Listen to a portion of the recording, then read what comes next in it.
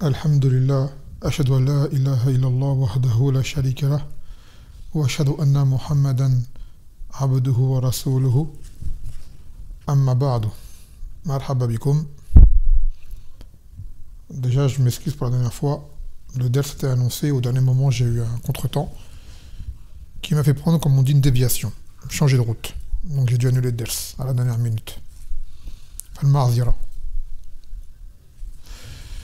Donc on était rentré dans ce nouveau chapitre, qui est le 5e chapitre, Min Hadal Kitab, wa min al-adab islamiyya. Certains comportements islamiques à adopter. Des comportements, on va dire, généraux. La dernière fois, on avait pris quoi? Adab al-mashi il al-masjid. Le comportement à avoir pour se rendre au masjid. C'est-à-dire de ne pas se précipiter si jamais on va rater une rakat, deux rakats, on marche et on fait preuve de quiétude. Sakina. Et on avait pris aussi le comportement dans le masjid. C'est-à-dire qui est plus en droit d'être derrière l'imam lors de la salat en jama'a et de ne pas se dissiper, se distraire juste avant la salat, de ne pas lever la voix, de ne pas faire des blagues aux gens ou de ne pas se disputer lorsque la salat va s'accomplir. قد قامت الصلاة. طيب اليوم سنأخذ أدبا جديدا ويناسب هذا اليوم ولو جاء متأخرا. Aujourd'hui on va prendre un nouveau comportement. Bon, ça aurait été mieux de l'avoir hier ou avant-hier parce qu'il est lié au Jumu'ah. Mais Inch'Allah, ce sera pour celui qui ne sait pas appliquer à partir du Jumu'ah prochain. Et pour celui qui se le rappelle, voilà. طيب. وهو الحديث الثالث والثمانين. 83e hadith de ce kitab qui est le 3e de ce fasl.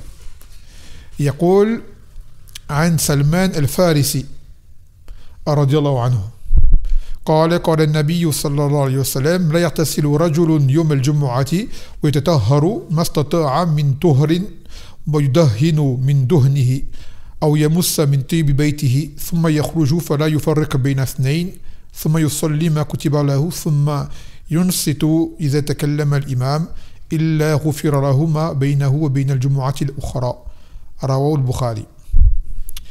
Donc dans ce hadith rapporté par Salman al-Farisi, le prophète sallallahu alayhi wa sallam, il a dit wa alaykum assalam, qu'il n'y ait pas un homme sans qu'il ne se lave le jour du vendredi, qu'il se purifie autant qu'il peut, qu'il s'enduise d'huile dans les cheveux ou autre, et qu'il se parfume avec le parfum qu'il a chez lui, puis qu'il sorte, c'est-à-dire pour se rendre au masjid, qu'il rentre au masjid, qu'il ne sépare pas entre deux qui sont assis, puis qu'il accomplisse ce qu'il peut comme raka'at, nafila, et se taise lorsque l'imam parle, sans que cela ne soit pardonné entre ce Jumu'ah et le Jumu'ah qui viendra par la suite. Donc on voit à travers ce hadith que ce sont des causes de pardon. Et il s'agit là des sara'ir, des petits péchés.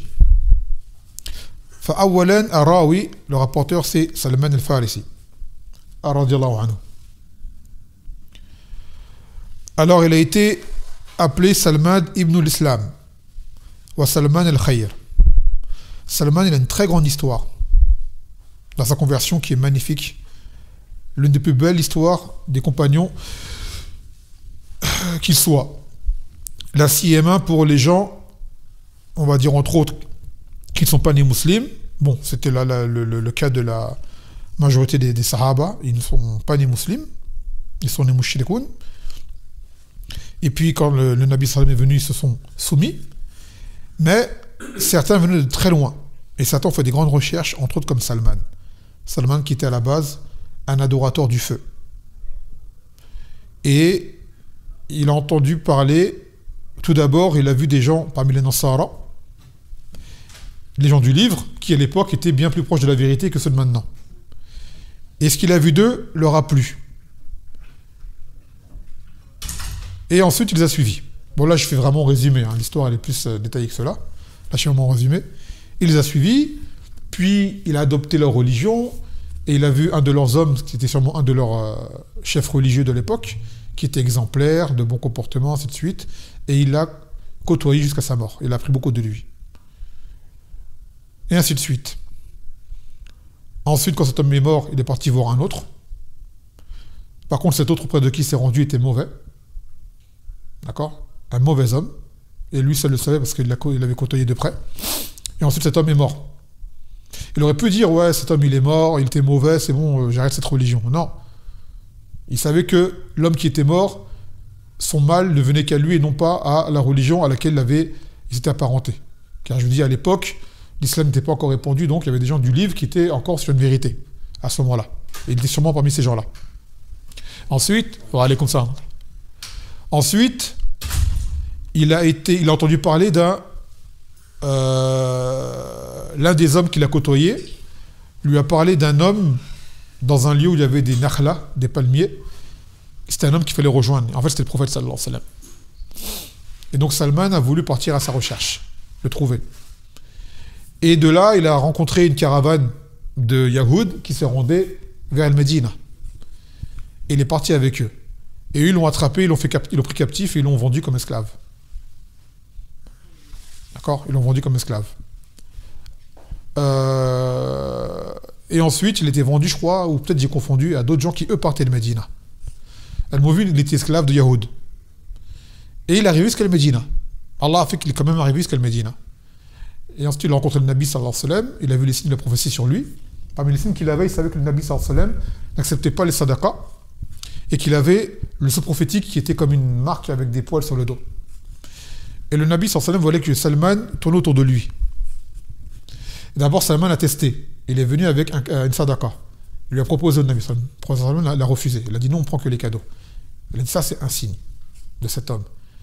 Et c'est là après il a vu que Salman tourne autour de lui. Il a dit ça que tu cherches. Il a montré sa marque. Il a dit ça fait 2 signes. Il a dit c'est lui que je veux. Ainsi de suite. Là, je vous raconte vraiment la chose. Elle s'est passée Le hadith, il est long. J'ai vraiment fait un résumé. Car Salman aurait pu abandonner plusieurs fois. Et pourtant, il s'est accroché. D'accord? Il a avancé. Jusqu'à ce qu'il arrive à son objectif, qui était de rencontrer le prophète sallallahu alayhi wa sallam. Et là, il a vu que c'était quoi l'islam. Et il est rentré en islam. Mais quand il était chez les gens du livre, il était sincère. Il croyait que c'était la vérité. Il était sincère avec eux. Et ainsi de suite. Ensuite, donc Salman, radiyallahu anhu,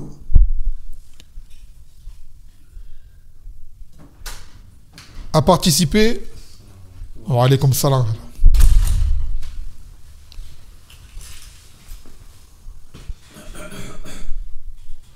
Salman a participé, il a été dit qu'il a participé à la bataille de Badr. Et il est devenu un grand savant de l'islam et un zahid. Je veux dire un ascète. Et il a beaucoup de fadaïl. Et c'était un perse, c'était pas un arabe. Salman al-Farisi, d'ailleurs son nom l'indique, c'était un perse, ce n'était pas un arabe. Et il a été dit qu'il est mort, radiyallahu anhu, avant Ibn Mas'ud, qu'Ibn Mas'ud lui a rendu visite lors de sa mort. Et Ibn Mas'ud, il est mort en l'an 34 de l'Hégire. Ça veut dire que Salman est mort avant lui. C'est-à-dire qu'il est mort avant l'an 34 de l'Hégire. Mais la date exacte n'a pas été citée ici. En tout cas, il est mort peu de temps avant Ibn Mas'ud. Donc, pour revenir au hadith, donc il dit « La yartasir rajulun yom al-jumu'ah » qu'il n'y a pas un homme qui se lave le jour du Jumu'ah. À la base, pourquoi il cite un homme? Parce que le Jumu'ah est obligatoire pour les hommes. Il a dit le Nabi sallallahu alayhi wa sallam « Salat al-Jumu'ah wajibah ala kulli muhtalim » ou « Ghusl al-Jumu'ah wajib ala kulli muhtalim » que le ghusl al-Jumu'ah est obligatoire. D'accord? Pour toute personne, à la base, pubère. Et le Jumu'ah est obligatoire pour les hommes de base, pas pour les femmes. Maintenant, toute personne qui se rend au Jumu'ah doit faire ce ghusl, même une femme. Si par exemple une femme a dit moi aujourd'hui je vais au Jumu'ah, de elle-même, elle doit faire son ghusl. Par contre, celui qui ne se rend pas au Jumu'ah qui est excusé, par exemple un malade ou un voyageur ou autre, parmi les gens excusés, ils n'ont pas à se laver. Le ghusl du Jumu'ah, c'est pour aller à la khutbah et non pas pour le Jumu'ah en lui-même. Et ce ghusl, on le fait à partir de Fajr, pas avant, quand le jour commence. Donc, on se purifie pour le Jumu'ah, d'accord, on s'embellit, comme on le dit, comme il a dit, yudahin min duhnihi, ça veut dire que la personne s'embaume, se parfume, met des huiles sur lui, s'il y a des huiles sur ses cheveux, ainsi de suite. Tu t'embellis pour le Jumu'ah et tu prends le meilleur de tes vêtements. C'est une sunna. Ce qui est de plus beau comme vêtement que tu as. Le siwak également, c'est une sunna de Jumu'ah. Le Jumu'ah, il n'y a pas une sunna. Là, le but n'est pas de parler des sunna de Jumu'ah. Donc l'homme, de base, c'est obligatoire pour l'homme, doit agir de la sorte. La femme ne se parfume pas, par contre, si elle va au Jumu'ah. D'accord ? Là, on parle vraiment de l'homme de base.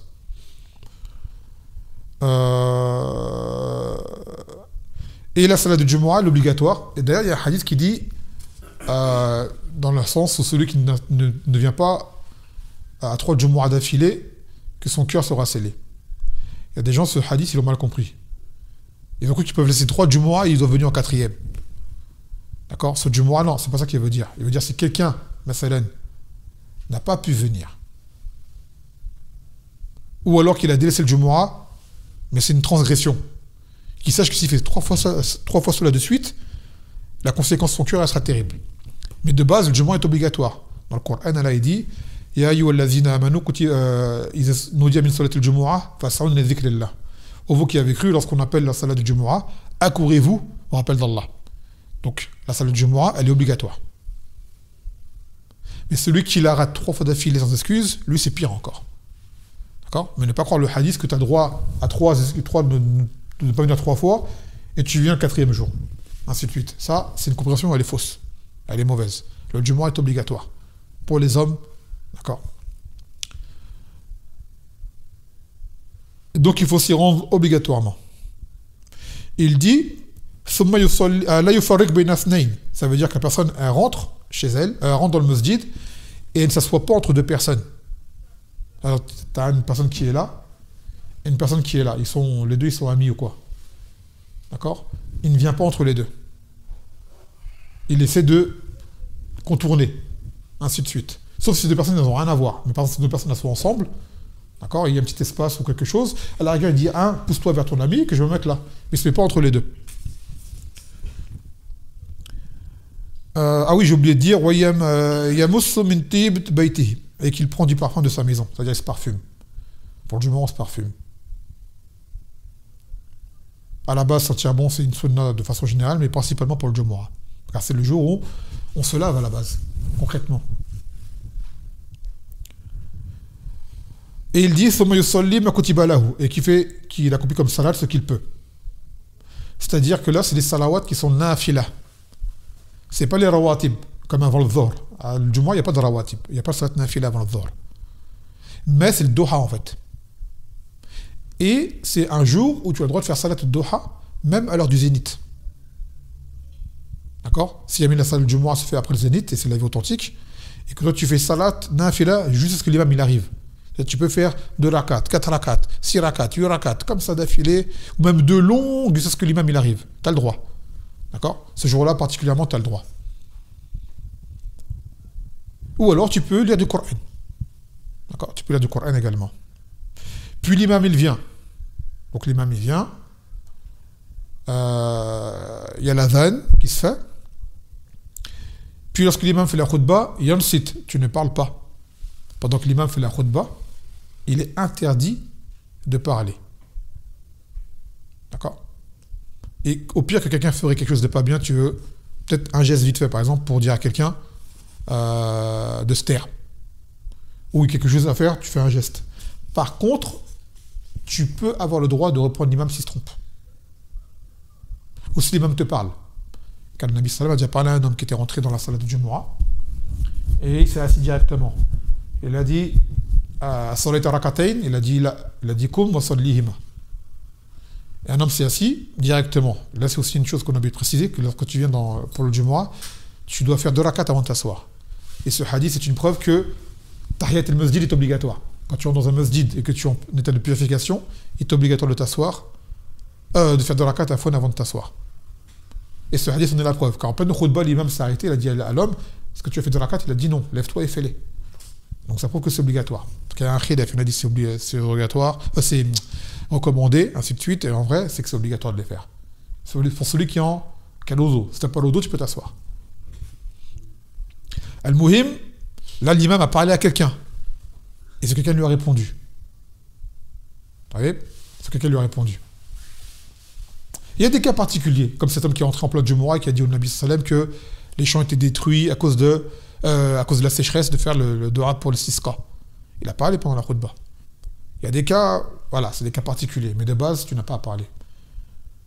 Ni à jouer avec les cailloux. Il a dit, Nabi sallam, man la masal hassa wa l'imam yartoub, faqad lara.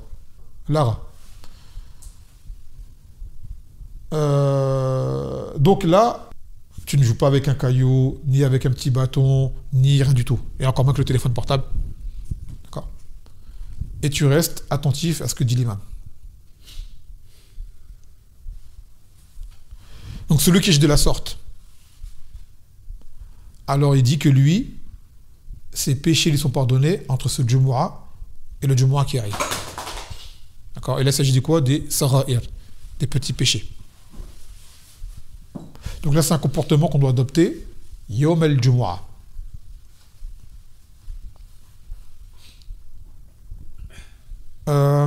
Et par rapport au fait de parler, ou c'est la mas'ala, lorsque l'imam est amené à faire des du'as. Le ta'min, tu peux le faire, tu le fais à voix basse. Ou lorsque l'imam cite le Nabi sallallahu alayhi wa sallam, tu salli ala Nabi à voix basse. D'accord? Parce qu'à la base, il y a un khilaf, on a dit que la salat sur le Nabi est obligatoire. Et le ta'min, généralement, quand tu dis amin, généralement, à ce moment, l'imam ne parle plus en général.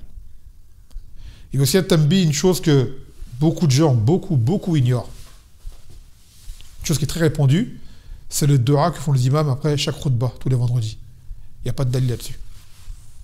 Tu as le droit de faire un dua, mais ils ont fait une sunna qu'après chaque khutbah, dua. Il n'y a aucun hadith qui dit que le Nabi sallallahu alayhi wa sallam faisait le dua à la fin des khutbah à chaque fois. Là. Et des fois, tu fais le dua pendant la khutbah. Au début de la khutbah, tu fais un dua. Au milieu, à la fin. Ah, mais comme les gens le font à chaque fois de façon coutumière, qu'à la fin de chaque khutbah, ils font le dua, il n'y a pas de hadith qui dit que le Nabi sallallahu alayhi wa sallam faisait cela. Et ça, beaucoup de gens ne font pas attention. À force de le voir et d'y être habitué, ils pensent que c'est une chose à faire. On dit, s'il faut le faire, il faut un dalil. D'accord? Et ça, il n'y en a pas de dalil par rapport à ça. Mais de temps à autre, oui. Donc si demain tu vois un imam, il fait la khutbah, il descend directement d'une barre, tu dis, il n'a pas fait le dua. Oui. Il peut ne pas faire de dua. D'accord? Il ne faut pas être choqué. Les gens vont être choqués si tu fais ça. On dit faire les dua, ce n'est pas une chose en soi répétitive, c'est pas une sunna en soi. D'accord? Taïb. Donc là, on a pris le sharh ijmali à propos du hadith. On ne va pas avoir à le relire, celui de ce qu'a dit l'auteur.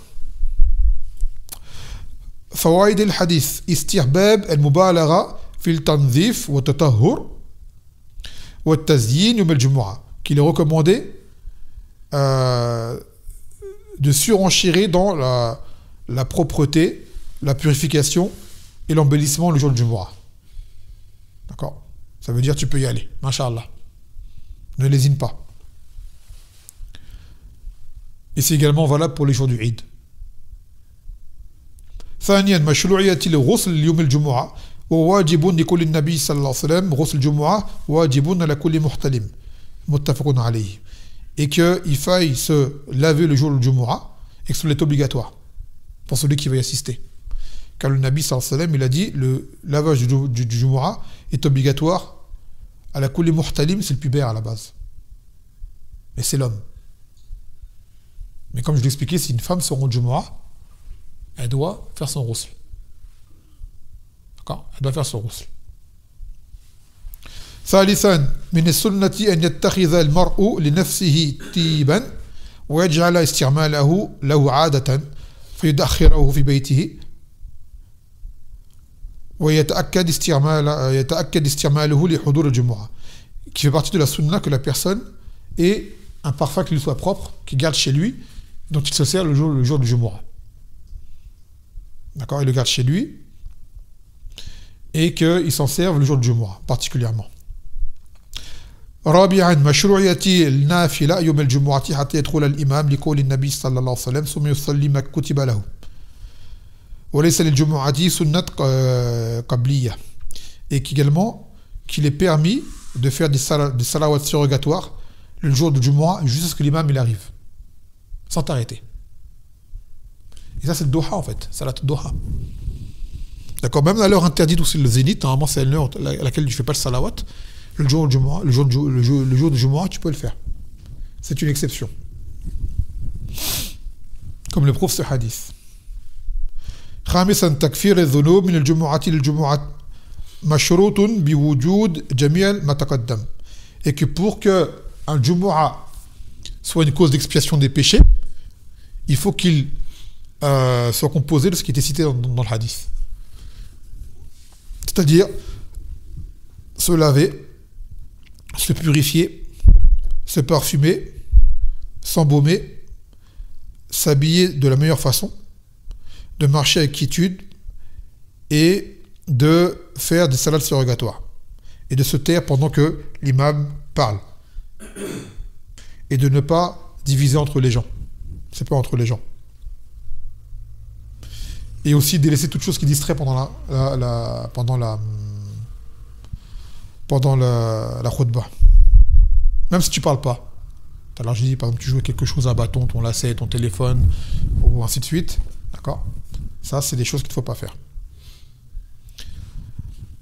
سادسا الحث على تبكير الجمعة ويصلي ما كتب له ولا يتخطى رقاب الناس ولا يبطئ حتى لا يفرق بين اثنين. Donc il faut venir tôt au Jumu'ah.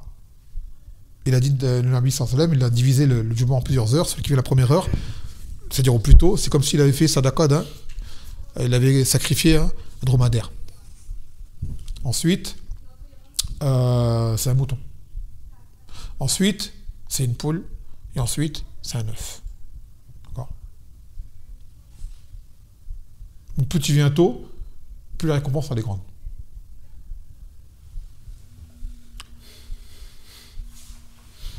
Qu'il faille se taire, se taire durant la khutbah et c'est obligatoire. ثامنا تحريم الكلام في الخطبة وإن كان أمرا بمعروف أو نهيا عن المنكر أو تسبيحا وهكذا الأكل والشرب والكتابة. Qu'il est interdit de parler pendant la khutbah, même si c'est pour ordonner un convenable ou interdire un blâmable. Ou faire le tasbih. Ou même de manger ou de boire. Ou d'écrire. Maintenant, Cheikh Mokbil, il dit que si jamais l'imam fait une khutbah d'une chose qui n'est pas légiférée, ou qui parle de bid'a, tu n'es pas obligé d'écouter. Tu fais le tasbih. D'accord? Tu fais le tasbih. Par exemple, vous voyez l'exemple des imams, lorsque la khutbah ils viennent, et ils te font un discours politique, ils t'appellent à aller voter ou je ne sais quoi. D'accord? Ils disent que c'est pas pour le Jumu'ah. Le Jumu'ah, c'est pour évoquer Allah Azza wa Jal et son messager sallallahu alayhi wa sallam. La khutbah n'est pas faite pour ça. C'est pour appeler les gens, d'accord? Et les zikr d'Allah Azza wa Jal. Donc il parle de choses de bid'a. Par exemple, ces jours-ci, c'était le cas avec le mawlid, car ça ne fait pas partie du rappel, car ça rentre dans la bid'a. Donc à ce moment-là, il dit quoi, le shir? Tu peux faire le tasbih. D'accord? Avec tes doigts, tu fais le tasbih, et ainsi de suite. تاسعا النهي عن التخطي يوم الجمعة إلا لسبب. Et qu'il n'est pas permis de, comme on dit, de séparer entre les gens quand on marche dans la masjid du Jumu'ah, à part dans certains cas. Entre autres, si l'imam y rentre, par exemple, l'imam y rentre, il passe entre les gens, la salam. Ou celui qui veut faire man yurid an yasil as-saf al-munqati'. Celui qui veut aller vers un rang, masalan, qui est coupé et qui ne peut y parvenir qu'en passant entre les personnes. Parce que combler les rangs, c'est obligatoire. Donc à ce moment-là, il peut. Man yuridu ar-ruju' ila mawdi'ihi alladhi qama minhu li darura. Ou celui qui va retourner à un endroit d'où il vient pour un besoin. Et que par ça, il est obligé de passer entre deux personnes, il peut le faire. D'accord? Donc des fois, quand il y a une haja, tu peux le faire. Sinon, évite. Non, ça c'est le hadith qu'on a pris aujourd'hui, Minad al-Bab.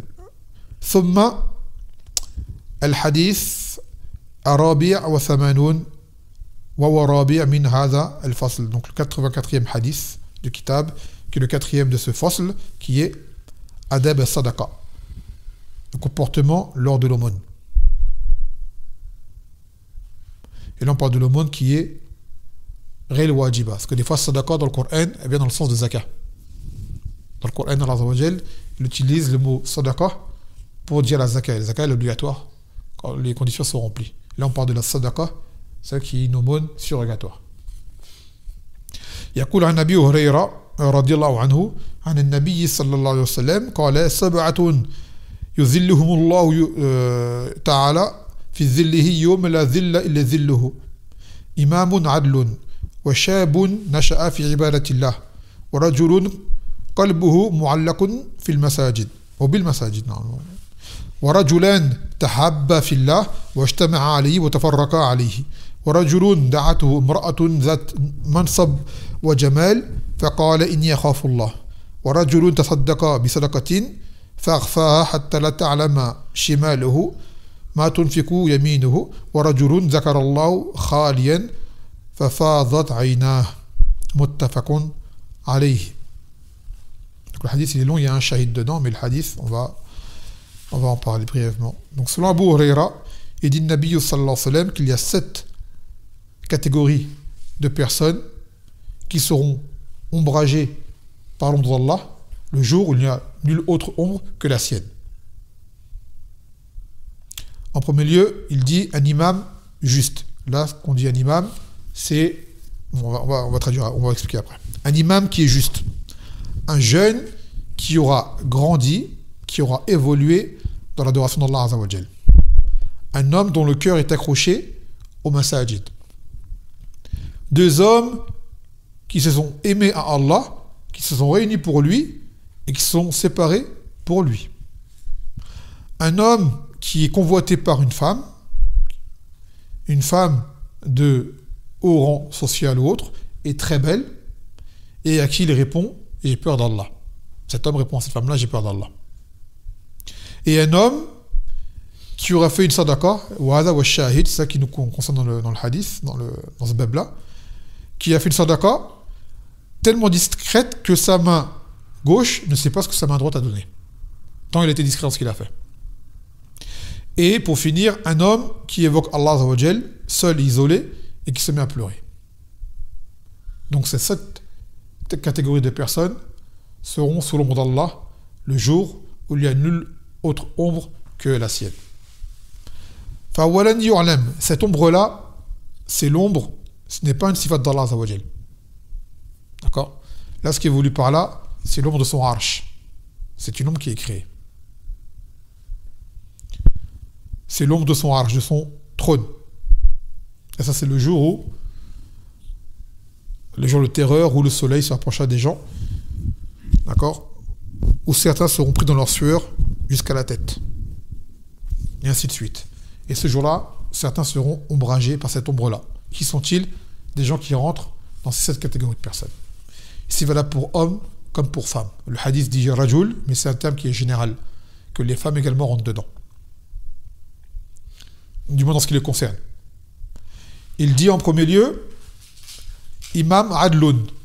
Donc là, imam, ce qui est voulu par là, c'est un gouverneur ou un homme d'autorité, un homme qui a une responsabilité. C'est pas un imam de masjid là, parce que le mot imam, il est employé dans différents termes, dans différentes situations. D'accord? L'imam a'zam, c'est le gouverneur. Là, ce qui est voulu, c'est un gouverneur ou une personne qui a un rang d'autorité sur une population ou une responsabilité vers qui les gens reviennent pour des jugements, ce genre de choses. Donc lui, cet imam qui est juste, c'est-à-dire qu'il juge avec justice. Donc pour vous dire, tellement c'est difficile et tellement c'est noble qu'il rentre parmi ces gens-là. D'accord? Car aujourd'hui, faire appliquer la justice est une chose qui est presque à grande échelle, hein, impossible. À grande échelle, presque impossible. Déjà nous-mêmes, dans nos foyers, on a du mal. Des fois, juste avec l'épouse et quelques enfants, on n'y arrive pas à être juste. Alors que dire d'une personne qui a des pays entiers, un peuple entier, hein, à sa gouverne. Et quand je dis gouverne, c'est bien sûr avec l'obéissance d'Allah Azza wa Jal. Donc c'est très très difficile. Donc d'où le mérite de celui qui agit de la sorte, qui sera parmi les gens ombragés ce jour-là.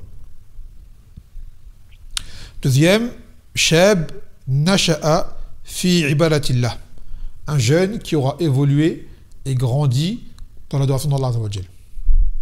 Parce que le jeune, généralement, il est amené à être distrait. Il aime jouer, il a de l'énergie, il aime la vie plus que l'homme qui est âgé. Il veut découvrir les choses, il veut beaucoup jouer. Donc pour lui, c'est encore plus dur, parce que quand tu arrives à cet âge, tu te poses, tu te cases. Donc c'est plus facile. D'accord? Alors que le jeune déborde d'énergie. Donc un jeune qui arrive à se canaliser et à mettre cette énergie-là dans la ibadah, eh ben il a un grand mérite. Mais vous voyez, c'est rare de trouver des jeunes comme ça. Très rare. D'où le fait qu'il y a un grand mérite. D'accord? Et que ce jeune-là, c'est-à-dire qu'il aurait été bien éduqué, suivi par ses parents ou par ses responsables, qui apprend la religion, qui fait talab al-ilm, d'accord, qui fait l'adoration, qui se préserve et autres, lui, il a un grand mérite. Et bien sûr, c'est pas juste dans sa jeunesse, il fait ça, après quand il devient grand, il continue là-dessus. Mais il a commencé jeune en fait. D'accord? Il a commencé jeune. Donc lui, et ça c'est pareil pour une fille également. C'est pour le garçon et c'est pour la fille. Tu verras une jeune fille bien couverte, d'accord, qui remplit son rôle de fille, qui ne sort pas, qui reste chez elle pudique et qui est dans l'adoration, elle rentre dans le mérite. Elle rentre dans le même mérite. ثم قال ورجل قلبه معلق في المساجد. Un homme dont le cœur est accroché au masajid. Là, l'auteur il explique, c'est pas un homme qui passe le matin au soir dans la mosquée à faire des zikr. Là, ça c'est un homme qui, lorsqu'il faut se rendre au masjid, il aime y aller. D'accord, salat al-jama'a, dès qu'il peut y aller, il y va. Il aime passer du temps au masjid quand il a du temps libre ou quoi. Mais s'il y a d'autres obligations en dehors, il les fait.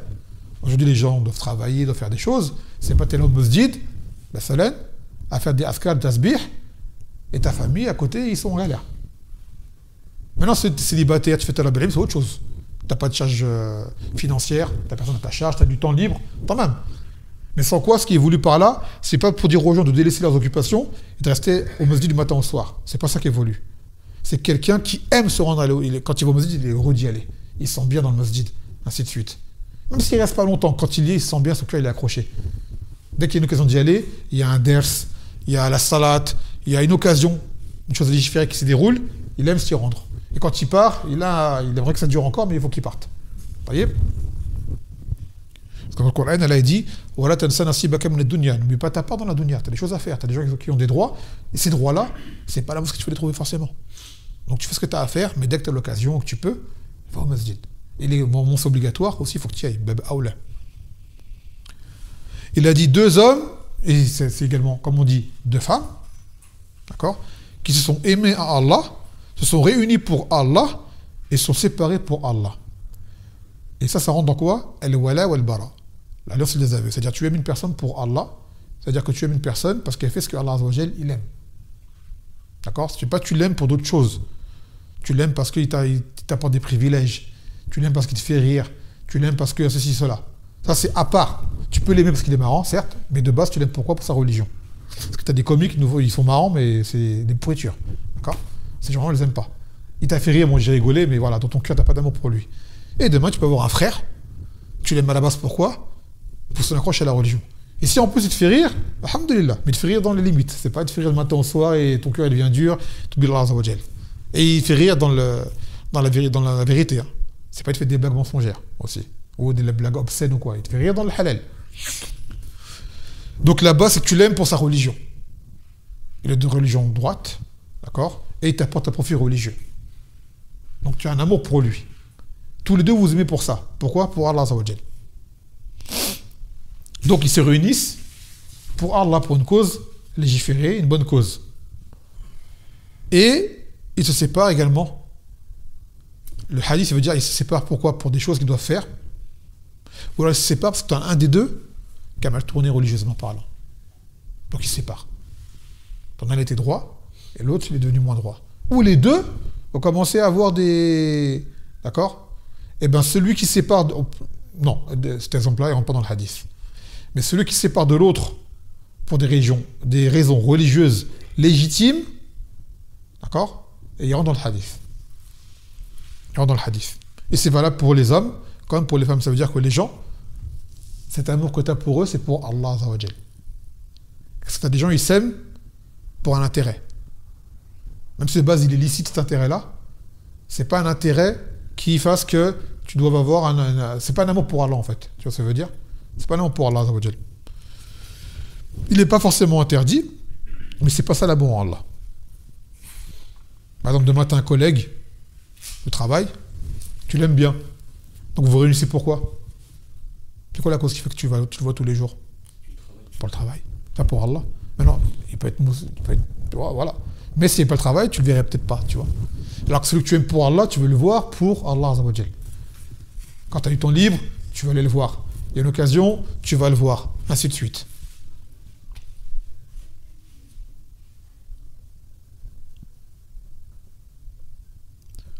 Après, il a dit رجل دعته امرأة ذات منصب وجمال فقال إني أخاف الله.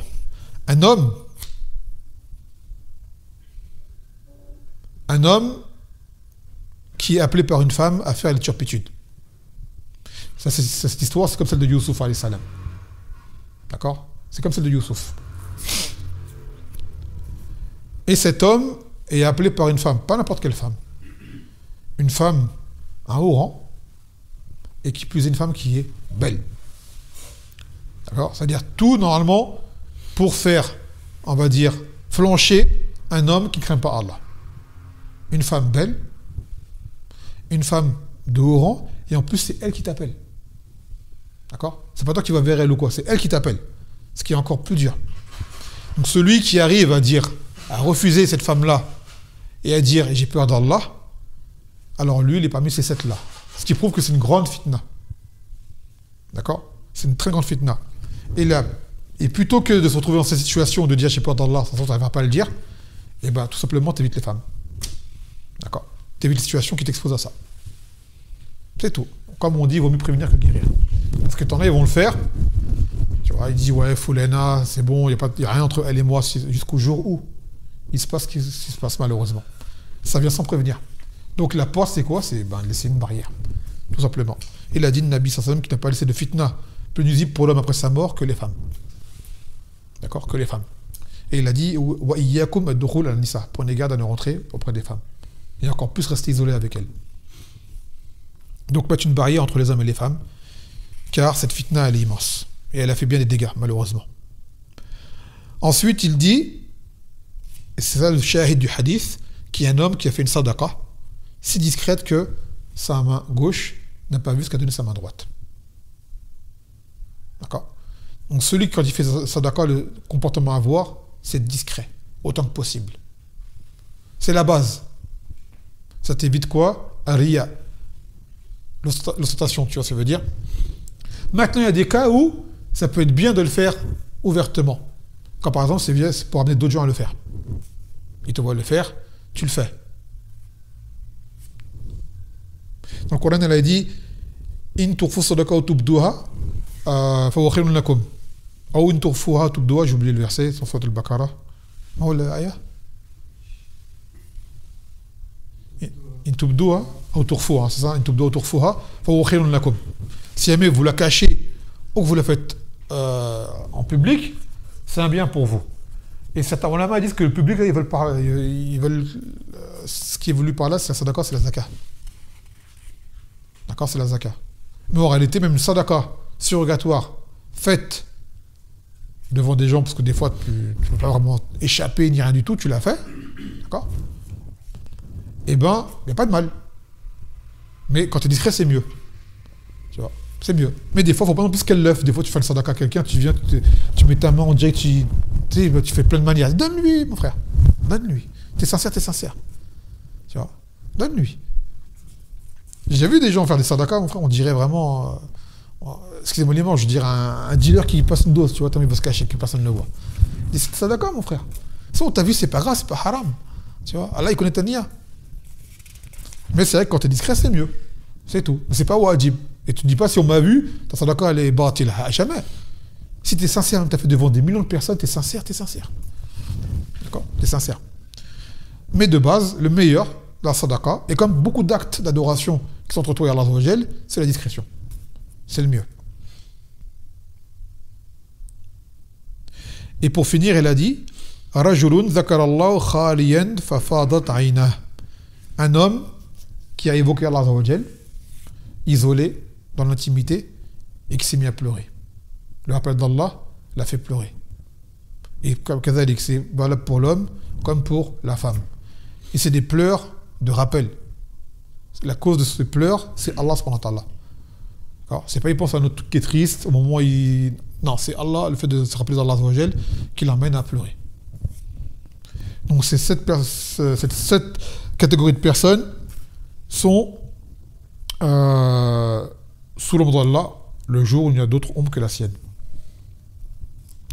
يقول فوائد الحديث بيان ثواب وفضيلة الإمام العادل الذي يحكم بشرع الله ويلعى مصالح العباد.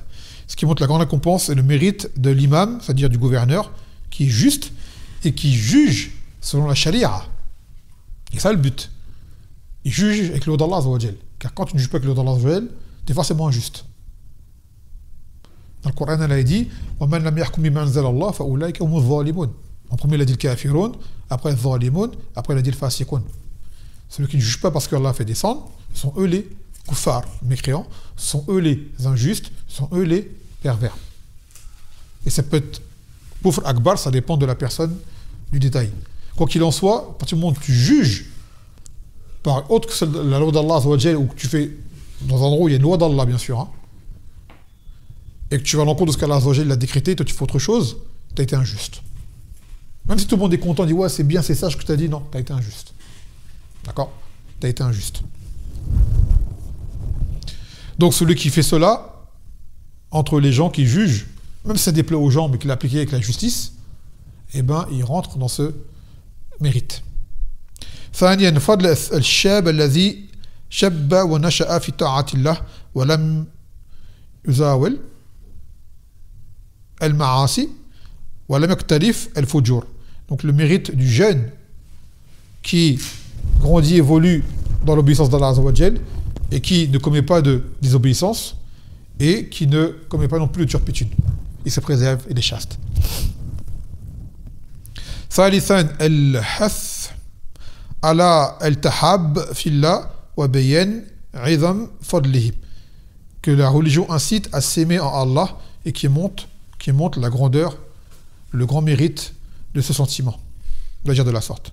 رابعا فضل المشي للمسجد والصلاة فيه وانتظار الصلاة بعد الصلاة. Et qui montre le mérite de se rendre au masjid et d'y accomplir la salat et d'attendre une salat à une autre. Ça c'est pour celui qui peut le faire. Car d'attendre une salat à une autre quand tu as le temps libre, par exemple tu restes au masjid entre Maghrib et l'Isha, par exemple, tu lis du Coran, tu fais une révision où il y a un ders ou quoi, tu es en salat en fait. D'accord? C'est comme si tu étais en salat. Et tu rentres dans ce mérite de cette personne-là dont le cœur est accroché au masajid.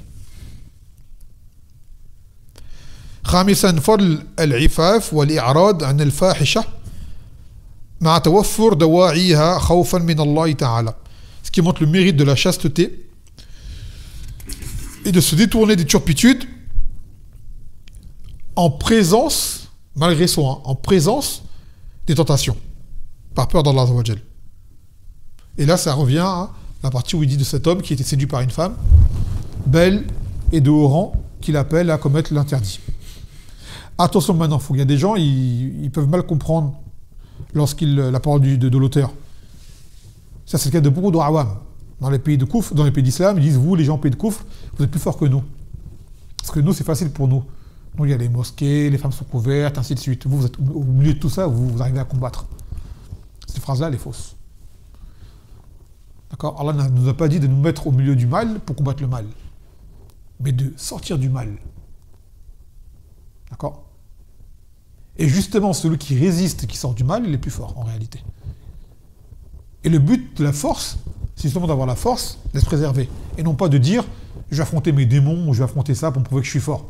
Parce qu'au jour où tu vas glisser méchamment, et tu vas dire que tu as fait une belle bêtise. Donc ne te dis pas que celui qui est, par exemple, qui est loin des femmes, dans son coin, c'est un lâche, et que celui qui est au milieu des femmes, et d'après lui l'affronte, c'est un courageux. Non, c'est un fou. Celui-là, c'est un fou. Vous voyez? La religion est là pourquoi? Pour nous protéger. C'est pas un défi, hein. Comme les jeunes aiment bien faire, défi la mort, défi pas le haram, mon frère. T'amuses pas à le défi le haram. C'est un jeu qui est très dangereux. Et en fait, c'est un peu prendre les affaires d'Allah en raillerie. Tu dis, moi, je peux essayer et tout. T'appelles pas d'Allah? Tu vois? Ça, c'est des gens vraiment, ils craignent pas Allah. Donc, cette mentalité, elle est fausse. De dire, ouais, vous êtes plus fort que nous, on est protégés. Il faut se protéger, justement. Il faut se protéger.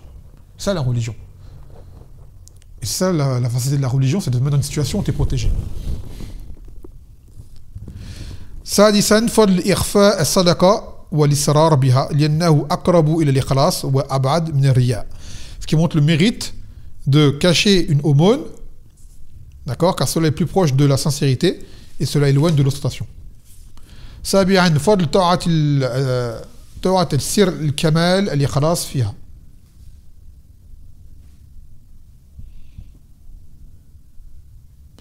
Ce qui montre le mérite de l'obéissance intime.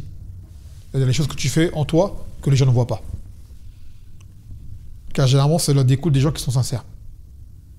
ثامنا فضيلة البكاء من خشية الله, qui montre le mérite de pleurer par crainte d'Allah عز وجل.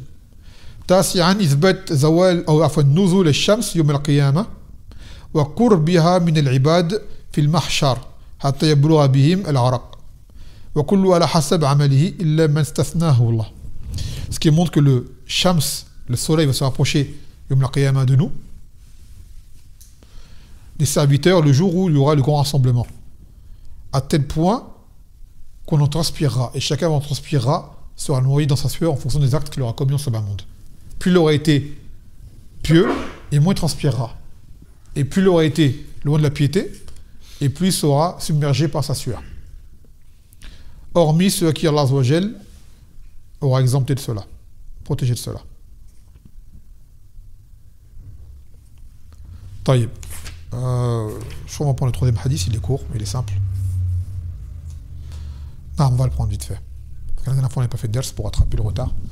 Et c'est le 85e hadith du kitab, et le 5e de ce fasl intitulé Adab al-Islam. As-salam afwan. Adab as-salam, le comportement pour passer le salam.